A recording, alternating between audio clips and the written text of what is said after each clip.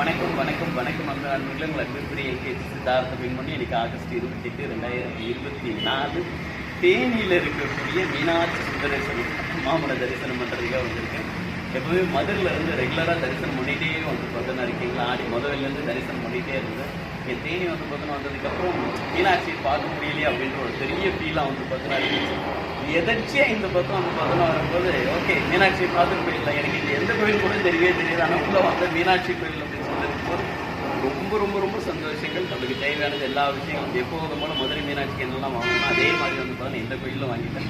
So இதை தான் நான் சொல்கிறேன். நானே என் மீனாட்சியை வந்து பார்த்தோன்னா மறக்கலாம்னு நினச்சாலும் சரி வந்து பார்த்தோன்னா அவை என்னை மறக்க மாட்டேன், என் சுந்தரேஸ்வரர் மகனும் வந்து பார்த்தோன்னா மறக்க மாட்டேன்றது ஒரு பெரிய கிரேட் எக்ஸாம்பிள். ஸோ மதுரையில் இருந்தாலும் மீனாட்சி தரிசனம் பண்ணுங்க, தேனிக்கு வந்தாலும் வந்து பார்த்தோன்னா மீனாட்சி வந்து பார்த்தோன்னா தரிசனம் பண்ணுவேன். முருகரிடம் தொடங்கிடுச்சு, முருகப்பெருமானுடைய ஆட்சியும் வந்து பார்த்தோன்னா தொடங்கிடுச்சு. மதுரை மீனாட்சியோட திருவருளே சரணம்.